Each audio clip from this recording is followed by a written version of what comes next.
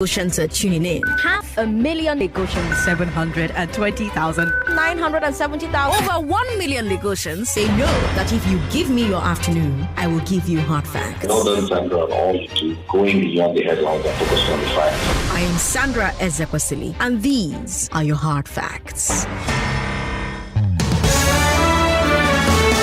Hello Lagos, good afternoon. I am Sandra Ezekwesili and these are your hard facts. First hard fact of the day, 39 confirmed COVID cases yesterday.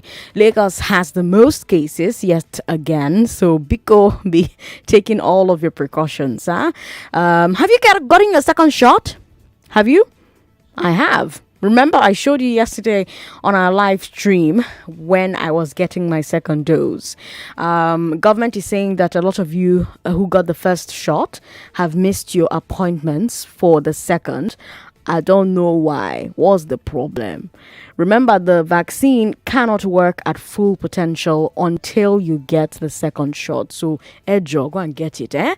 And until you get both, keep taking your precautions. Don't go out unless you can't avoid going out. And when you do go out, wear your mask, maintain your distance from people, wash your hands, sanitize your hands as frequently as possible. Let's keep each other safe. Let's keep ourselves safe. And thank you to all 1 million of you for tuning into the show today. 1 million Lagosians cannot be wrong. They come here every single day for hard facts. But they can get COVID if you don't get vaccinated. But that's not the only hard fact you'll get from me today. We'll start with the big three. Let's talk about the Lagos state government saying that most casualties at Lekki Toll Gate were from stampede and machete attacks. Then, let's talk about Lai Mohammed defending the Twitter ban at the House of Reps. And then, let's talk about Senate President Lawan saying that the leaking National Assembly roof is proof that they need more money for renovation. There's no glass ceiling today, I know, but there's Euro 2020. So that means that there's also no Balogun and Broad. But we've got the best sports gang in the country right here on 99.3 Nigeria Info. So stick around for Euro 2020 coverage. It's going to be fantastic.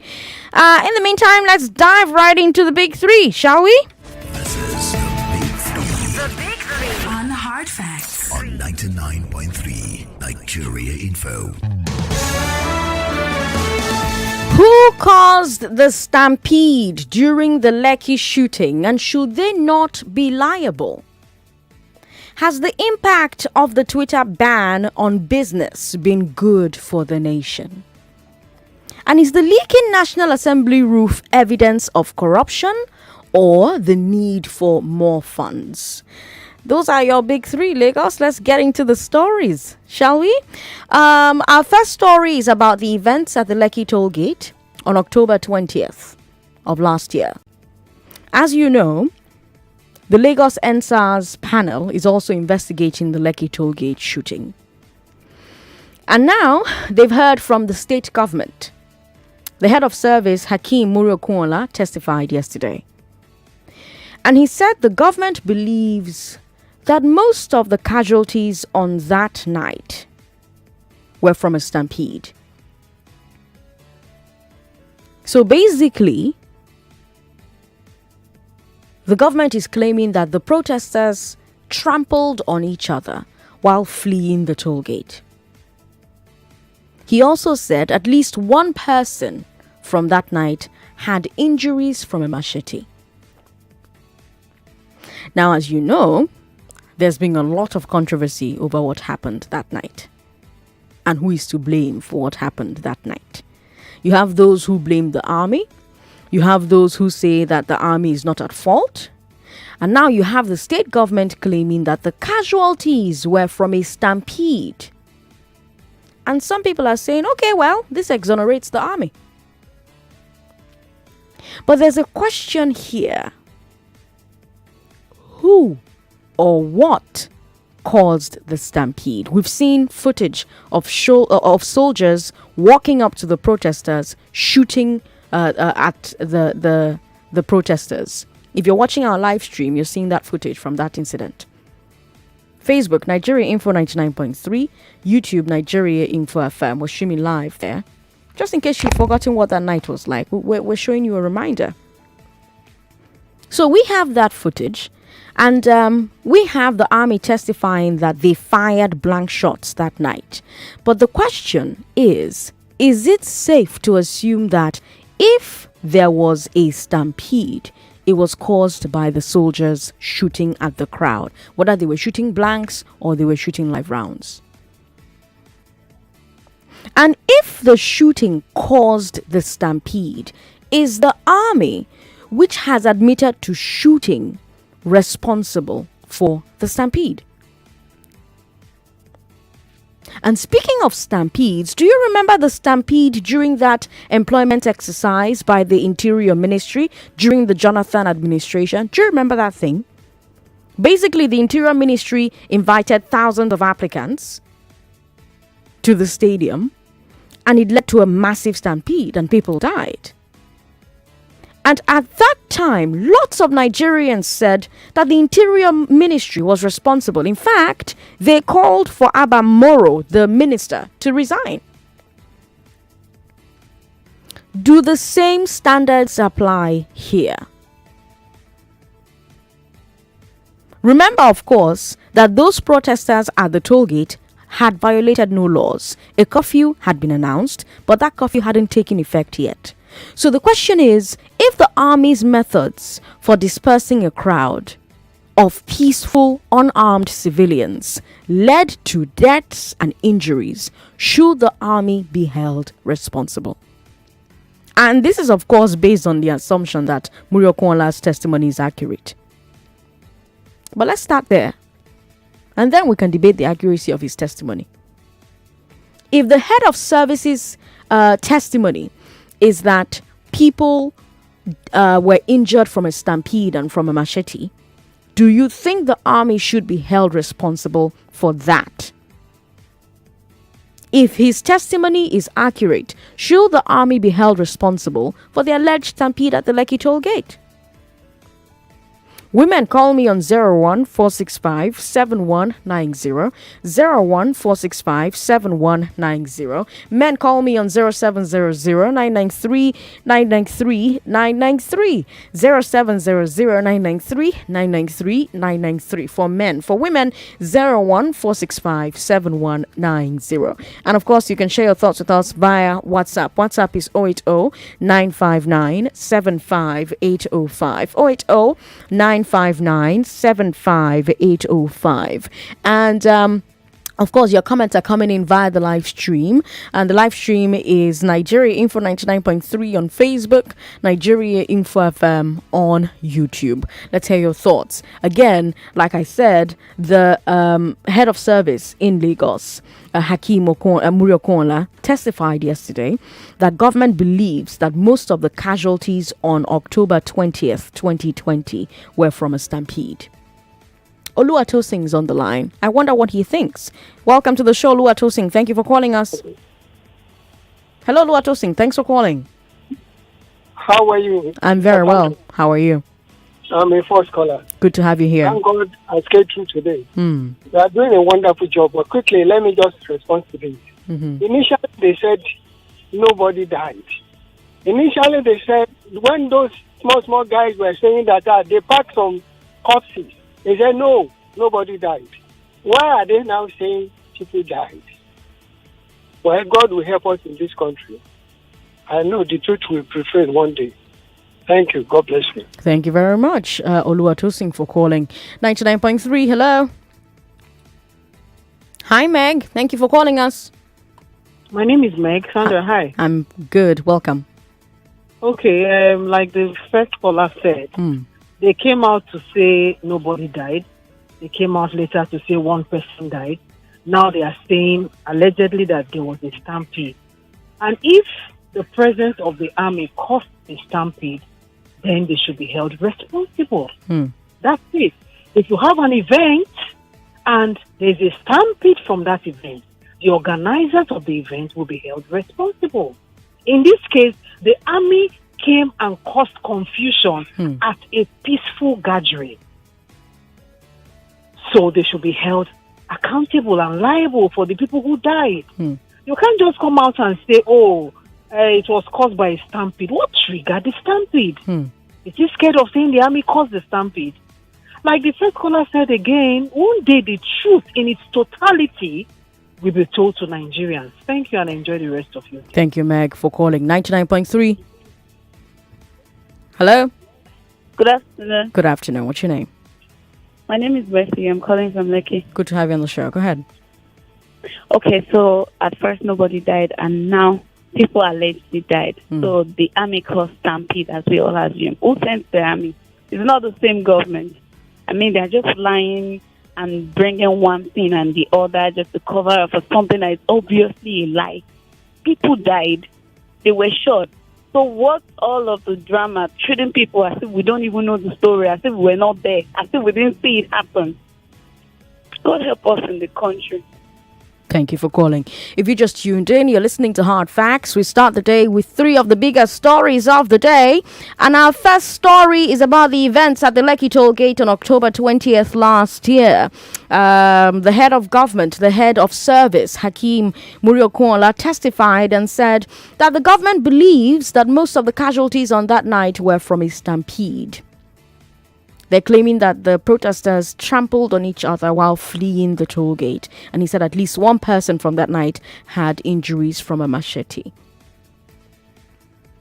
Now, who or what caused that stampede? You saw footage of soldiers walking up to the protesters and shooting. The army testified that they fired blank shots that night. Is it safe to assume that if there was a stampede, it was caused by the soldiers shooting at the crowd, whether they were shooting blank or live rounds? And if the shooting caused the stampede, is the army, which has admitted to shooting, responsible for the stampede? 99.3.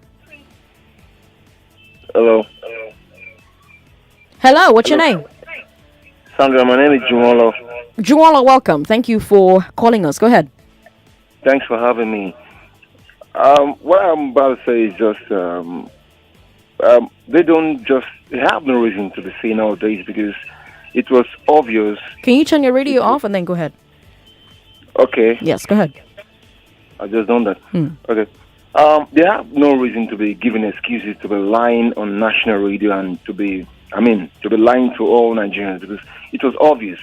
Firstly, the governor of the state. Are you with me, Sandra? Yes, I'm with you. On the first day, Right. the governor of the state said nobody died.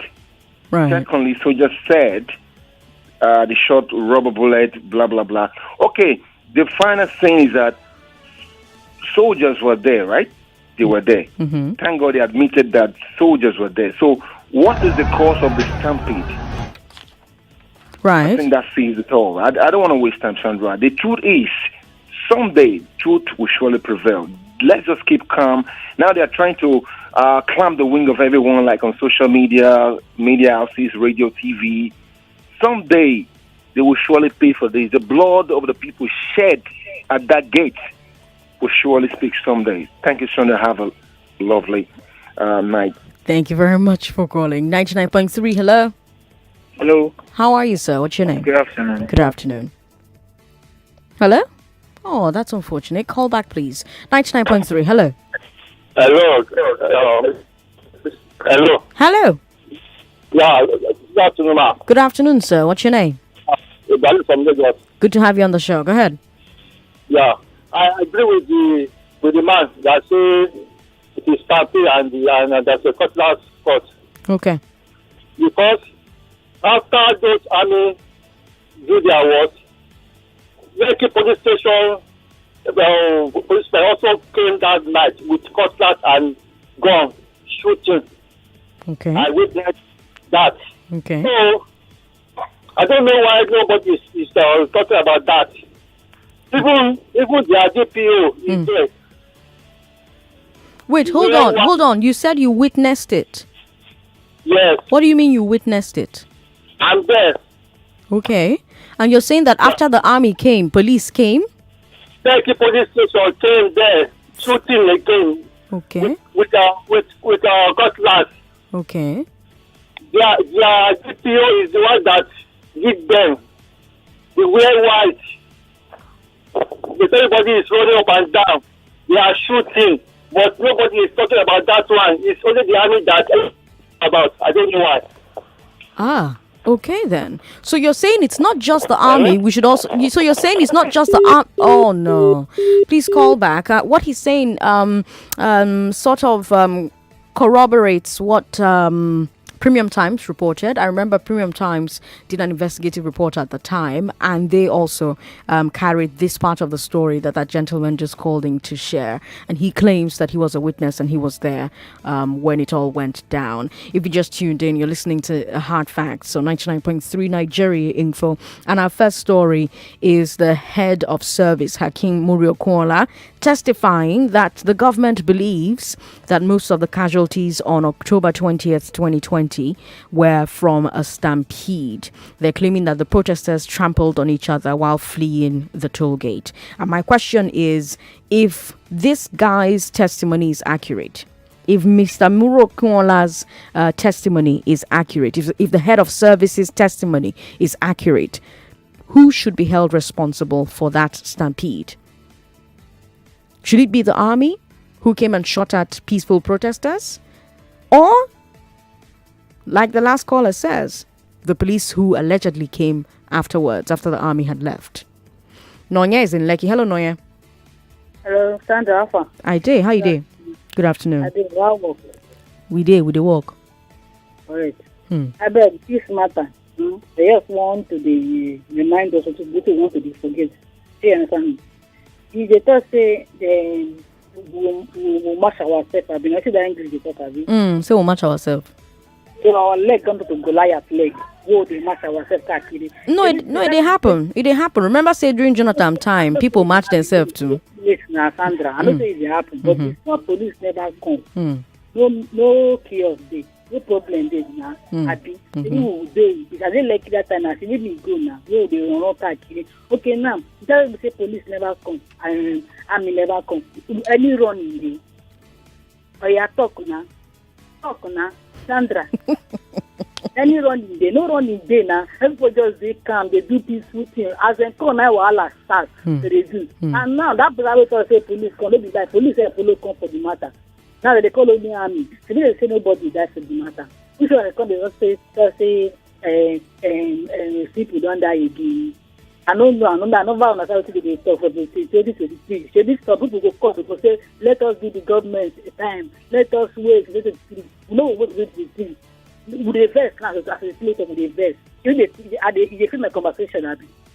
They feel your conversation. Correct. I let me feel my conversation because make they communicate. So this is the talk now. Make them to we know our vote no they count too. But we put to them to say our vote no they count because we know say our vote they count.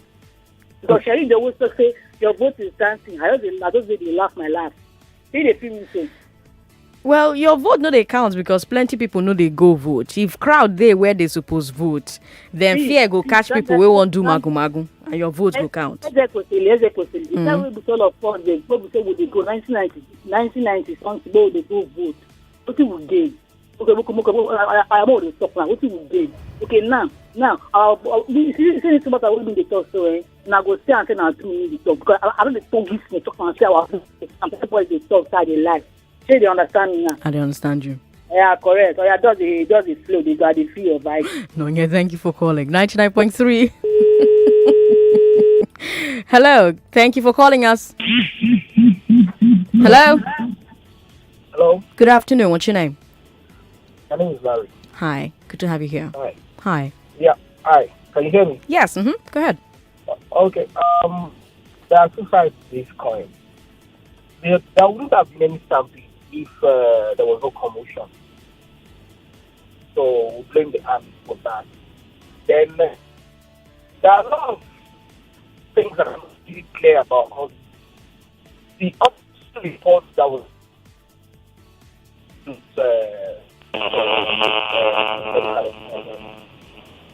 some bodies were brought from Lekki as which was not clear whether it's from Lekki Toll Gate or not. Then again, now it was not really specifying if it was gunshot bodies.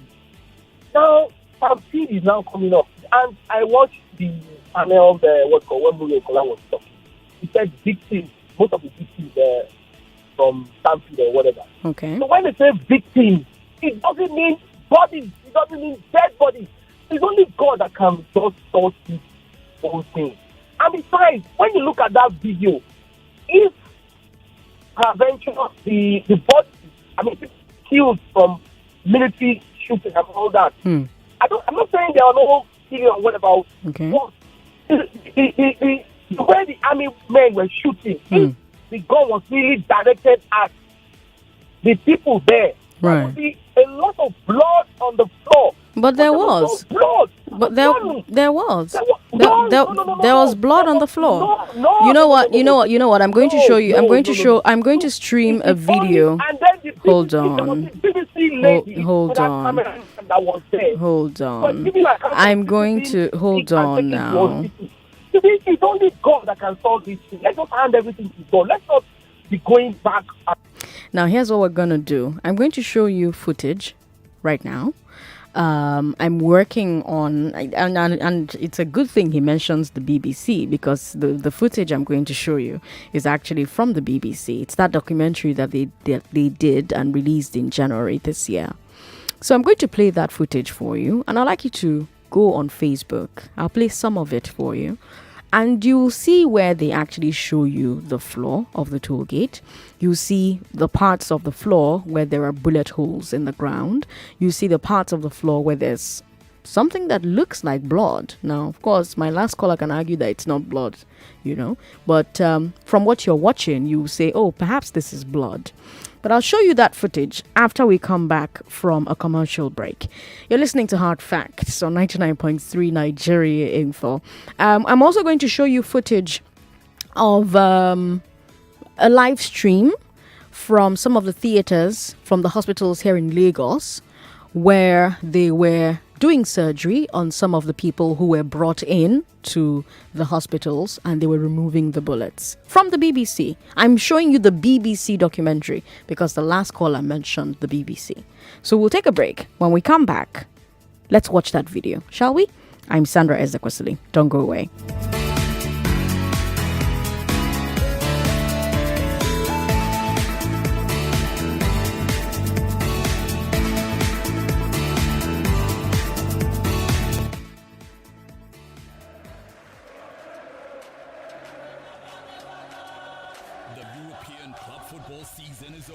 But football never sleeps.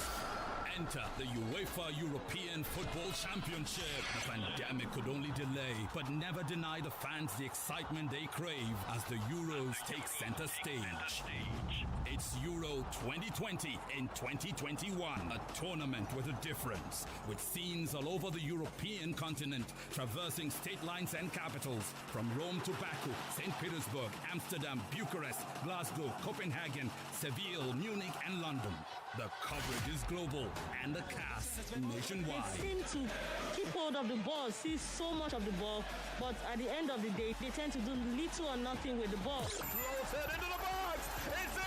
A player who's been having a renaissance after season. He connected to the pass like a socket, fire the shot like a rocket. From no other person but Rafael Varane. What they want to do is sit back, where your weaknesses, and then when they get the ball, they counter-attack you. It was a brilliant piece of play by Karim Benzema. But they decided against that counter-attack and go all the way back. It's beautiful. Trent Alexander-Arnold, 38 meters. This is your goal of the week. When you defend, you can defend for 91 minutes, and just for 1 minute, everything will change. He completes his hat trick. He's in the pursuit of perfection. Best days are behind him already, and young managers have taken up the mantle. Covering every blade of grass for a full month from 11th June to 11th July 2021 on Nigeria's #1 radio station for sports and talk, Nigeria Info. Reach out for sponsorship and advertising. Euro 2020 on Nigeria Info. It's live football, just the way you like it. 99.3 Nigeria Info. Your #1 station for talk. Let's talk. You're listening to Hard Facts on 99.3 Nigeria Info. I recommend you go to our live stream where I'm about to show you footage from the BBC documentary back in January 2021. I'm showing you that particular documentary because that's what the last caller referenced, right? He talked about the BBC young woman who was on scene and her report differed from what perhaps the CNN carried, right? Well, the BBC went back afterwards and they put together a comprehensive investigative documentary, and here's some parts of that documentary. It's 7 minutes long, but I've got very little time on the show, so I'm just going to show you just 3 minutes of it, starting from here. This hospital alone treated 9 gunshot victims that night, live streaming operations. The next morning, there were casualties in emergency rooms across Lagos, but hospitals wouldn't allow the media access nor give interviews.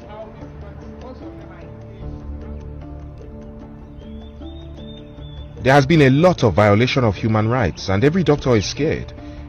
Another thing is that in Nigeria you don't really have job security, so if you speak up you can lose your job. Do you have any evidence that there's been a cover-up, that people have been intimidated? Yes. For example, that patient who had the bullet wound, the hospital is not releasing the bullet to him. Initially, he was told he would have the bullet after surgery, but later on, they've been saying the bullet is hospital property. And also, the hospital has not come out to say we treated victims. So, I feel there's a cover-up somewhere.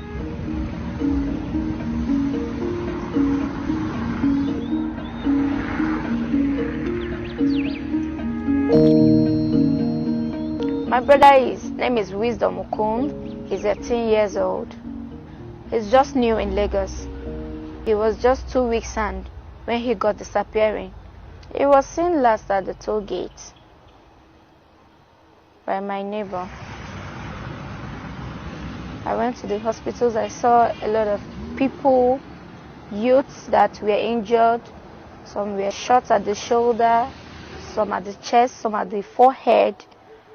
But I couldn't find my brother among them. I even went to mortuary. Yes, I went there to see if his corpse would be there, but I was told that there is no unknown there. So I don't know if he is one of those that were killed. A judicial panel has now been set up to investigate what happened. Initially, the army said reports they opened fire were fake news. Then they said that they fired blanks in the air. Now, that story has changed again. A portion of the force will carry live bullets in case they are attacked. This changing narrative has made many skeptical about whether anyone will be held responsible for the events of that night. What does justice look like to you? Justice would be getting everybody involved in the shooting. Justice would be them coming out to tell us who is accountable for it. Justice would be them coming out to tell us who planned this and why they even went ahead to come to shoot at their fellow brothers and their fellow sisters, their countrymen, live bullets, and kill them. What happened that night has cemented a lot of the dissatisfaction that many young Nigerians feel towards those that govern them. It's unclear what happens next for the NSAS movement, but many here believe an entire generation has been alienated. I hope you were watching it live on Facebook, Nigeria Info 99.3, YouTube, Nigeria Info FM. We'll keep showing that footage as we move on to our second story. Incidentally, we have more footage to show you with our second story, where Lai Mohammed says, even though the Twitter ban is affecting businesses, it is necessary for the good of the nation. That's our second story. Even though the Twitter ban is affecting businesses, it is necessary for the good of the nation. The information minister appeared before the House of Reps yesterday to defend the Twitter ban. And I want to talk about two different points that he made. First, he addressed the questions about the legality of the ban. And here's the defense that he gave. 25 and 26 of African Union on Cyber Security and personal data protection. Article 19, 2 and 3 of the International Convention on Civil and Political Rights, ICCPR, and sections 1, 2, 3, and 4 of the Cyber Crimes Prohibition Act. This empowers the federal government of Nigeria to regulate and promote the security of the Nigerian cyberspace, including but not limited to the cyber environment and organization and users' assets. Organization and users' assets include connected computing devices, personnel, infrastructure, applications, services, telecommunication systems, and the totality of transmitted and or stored information within the Nigerian cyberspace environment, including social media such as Twitter, Facebook, etc., applications, internet platforms, and cloud computing platforms. Furthermore, honorable members, the federal government of Nigeria is empowered to take all necessary measures, give all necessary orders, designating any computer system, network, or application as forming part of our national infrastructure, and take all necessary steps, including suspension of Twitter or any other social media, to protect Nigeria's critical infrastructure from a cyber threat or attack. Following from the above, honorable members, the federal government of Nigeria is also empowered to take all reasonable steps to defend its cyberspace where it perceives or finds that a cyber crime is threatened to be committed, has been committed, or is being committed, and through its cyberspace. For instance, where a seditious act has been committed against the federal government through the cyberspace, see Section 512 of the Criminal Code. Now, having heard that, I contacted some lawyers to hear what they had to say. And here's a voice note from Israel Olawumi. He was on the show a few weeks ago. And here's what he had to say. Yeah, good afternoon, Sandra. Yes, I have seen the video the Honorable Minister of Information outlined the laws that the Twitter ban order was made pursuant to. I would like to state unequivocally that the interpretation of those laws by the Honorable Minister was not the correct version. Besides, he started with two international treaties, namely the African Union's Convention on Cybersecurity and Personal Data Protection, which was signed in Malabo, Equatorial Guinea. And also he cited the International Convention on Civil and Political Rights. You see, in Nigeria, you see the example of those two laws I mentioned are international treaties. And in Nigeria, before an international treaty can be applicable or have any legal effect in Nigeria, it has to be domesticated in Nigeria. It has to be ratified in Nigeria. The National Assembly has to domesticate it pursuant to Section 12 of the 1999 Constitution.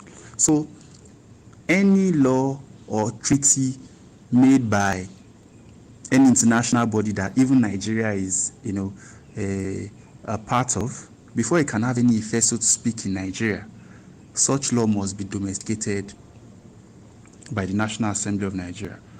If in fact the African Union Convention on Cybersecurity and Personal Data Protection, Article 35 of it says that the law, or the treaty rather, is subject to ratification by each member nation. So the question you ask yourself is that, have these treaties been ratified or domesticated in Nigeria? And the answer is a big no. So I don't understand the connection with the Twitter ban, the instant Twitter ban. How come the Honorable Minister of Information is relying on those treaties? It's a total no. Then With respect to the Cyber Crimes Prohibition Act that is cited, again, I would say again that it's a wrongly interpreted that part of the law. Unlike the other two laws that I relied on, that I asserted that they are treaties and have no legal effect in Nigeria. The Cyber Crimes Act is a local legislation, and it's applicable and it has legal effect in Nigeria. But here, the sections mentioned by the minister totally inapplicable in the instance scenario. By virtue of Section 3, the president, on the recommendation of the National Security Advisor, where he feels that a particular computer system or network is, capable of destroying national security or economic security or what have you, or, adversely affect national information infrastructure, he can order, on the recommendation of the National Security Advisor, order a blockage of these websites or this computer network. The questions that now stem out of this is that how does the deletion of an inciting tweets by the president constitute an attack on national security, economic security, or national health or public health? And the question you also ask again is that, has there been any order published in any federal gazette that is required by Section 3 of the Cyber Crimes Prohibition Act? No, these questions are no. These questions have not been answered by the federal government. I even thought that the legislation the minister will rely on is the NCC's Internet Code of Practice legislation that empowers NCC to instruct internet service providers to block access to certain offensive websites. How does Twitter become an offensive website? Because it deleted a tweet that is capable of constituting violence. So I want to disagree with the Minister of Information on this ground.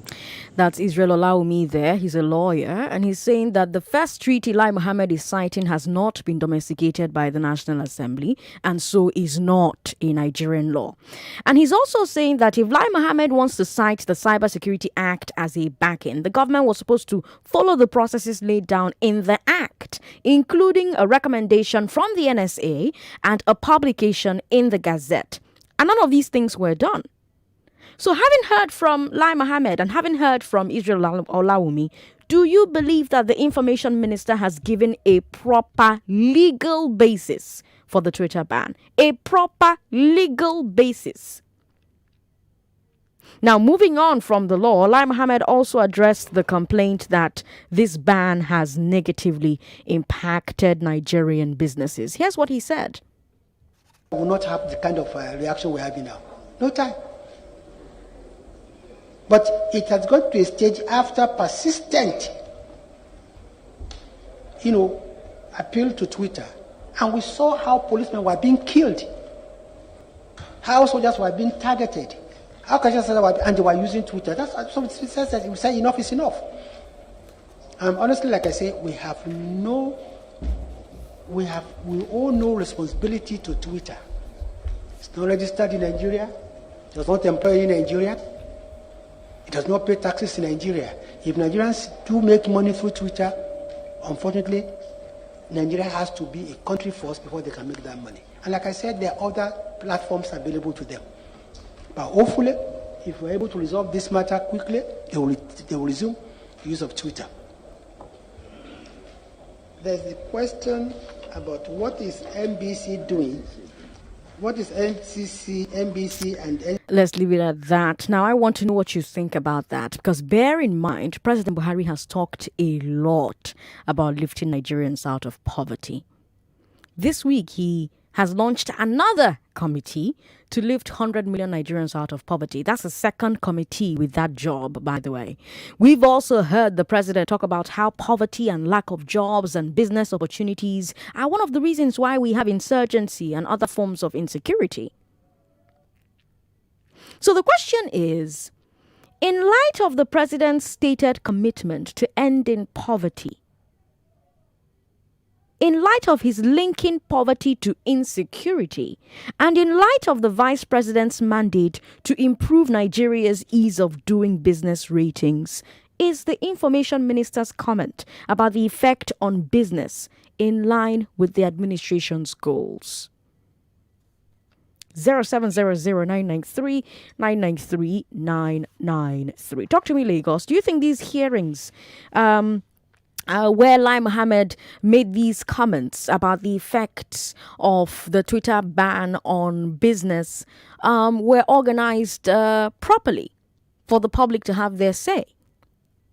What do you think about Lai Mohammed's statement about the laws and the treaties that support the ban? And what do you think about what, in light of our lawyer, Israel Olawumi, had to say? What do you think about the laws he listed, and what do you think about what Israel had to say? Benjamin is in Ikeja. Hello, Benjamin. How are you? Hello, good afternoon, Sandra. Good afternoon. How's work today? Very well. Yeah, your programs are very lovely. Thank you. And Sandra, first, this our information minister. The way he speaks, and I listened to what you recorded. You see, at times it's like they are talking to their family, either they are talking to their wife or their children. I don't understand. The way he's talking to us, it's like he's talking to his family. He's not talking to Nigerians. Okay. That is for Lai Mohammed. And secondly, for the president, we've been tired of issue of boosting agriculture, boosting employment for how many years now? 6 years now. And we are getting to how many years? Getting to 7 years now, down the line. I want to, my final say on this issue is that there is nothing that man will do for us. And this is the banter we've been to till the end of the tenure of this man. Nothing. Like I said, read my lips, nothing will the president do for us till we leave this tenure, because it has been promises, and that is how it's going to end up. And that is how they are going. People who have been stealing our money, that is how they will do, and everybody will pay with.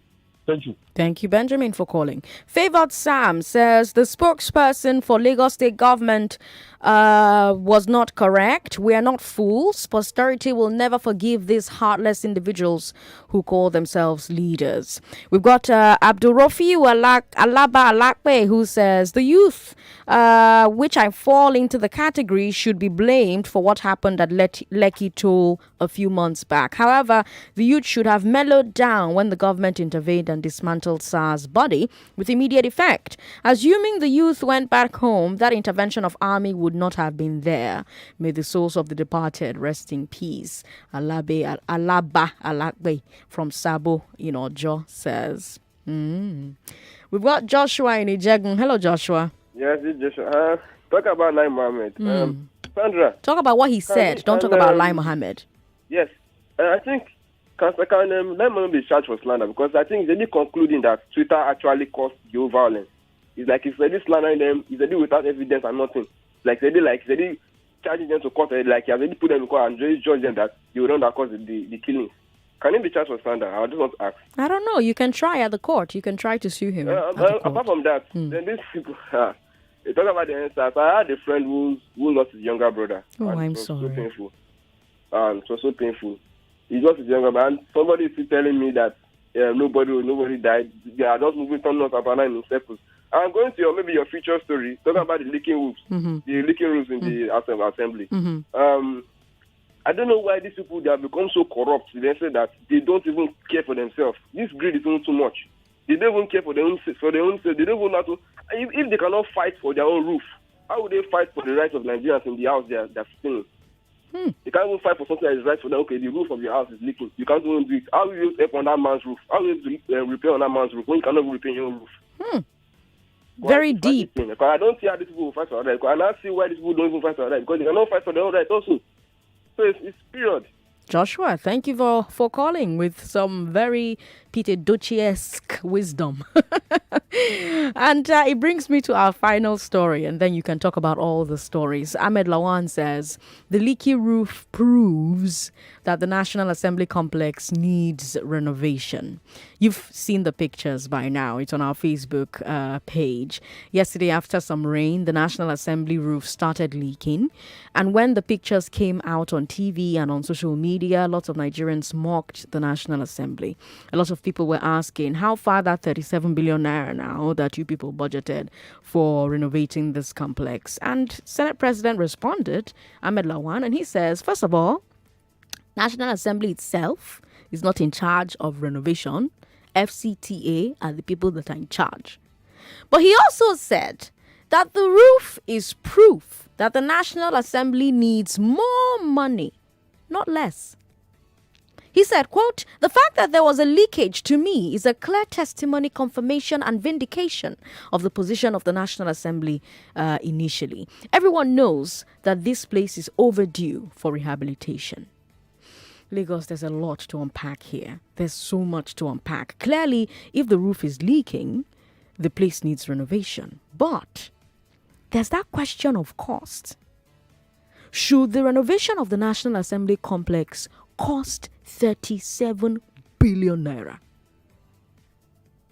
And then there's the question of transparency. That money has already been approved. It's already been budgeted for. Before last year, there had been previous budgetary approvals for maintaining and renovating the complex. So the question is, how come in spite of all of that money, we still have a leaking roof at the complex and other types of disrepair? That also leads to the question of trust. Do you, as a Nigerian, trust that any money budgeted to fixing this leaking roof or renovating the National Assembly complex in general will actually be directed there? Or will it end up in some pockets somewhere? Women, call me on 01465 7190. Women, 01465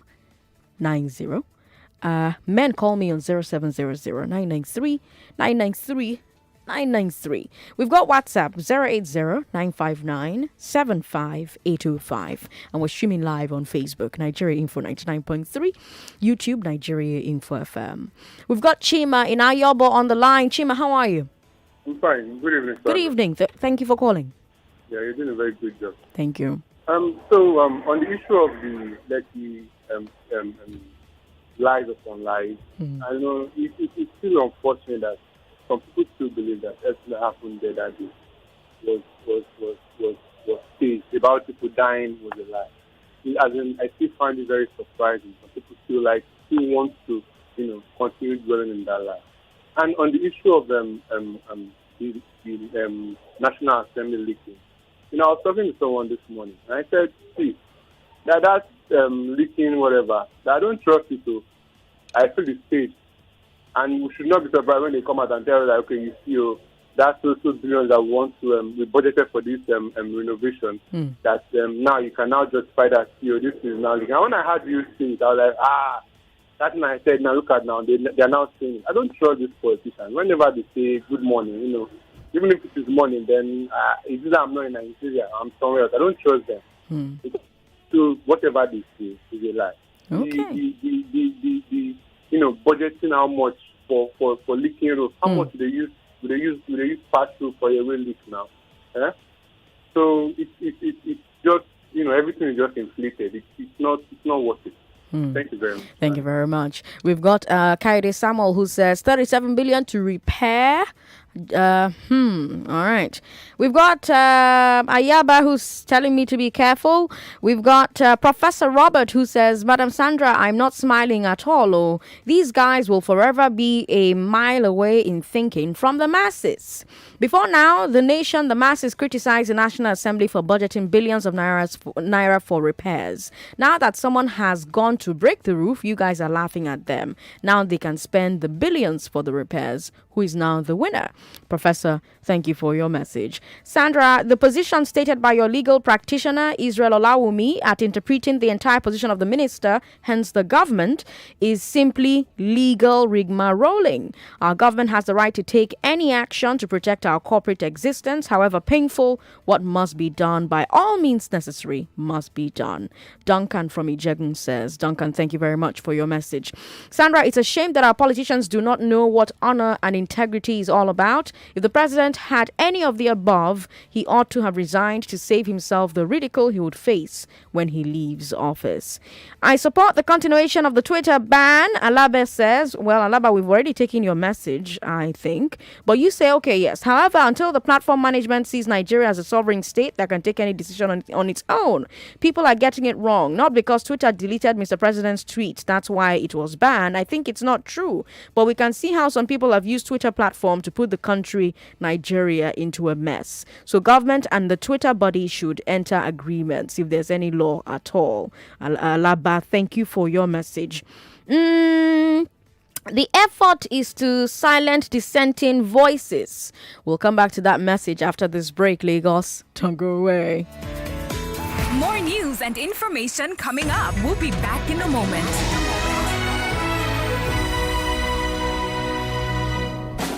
You asked for it, and it's back.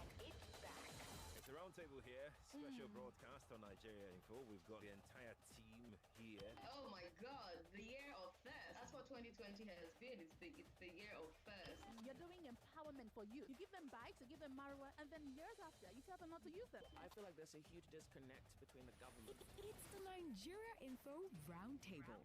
And the actual consequence of poverty in Nigeria. These are debts that can be avoidable if we just do the right thing. All your favorite Nigeria Info presenters on air at the same time. And the third person was an entrepreneur. We missed the second person. They all, we missed the second person. The first person, Sheriff, I can send it to you on WhatsApp. All the biggest stories from the first half of 2021. Analyzed by the biggest voices on radio. I am Sheriff Quadri, Lagos, Nigeria. My name is Wemimo Adewunis. You're hanging out with the techest steel. My name's Joyce Onyemowa. I am Sandra Ezekwesili. Date 28th of June, Monday. Time 9 a.m. Only on 99.3 Nigeria Info. Let's talk.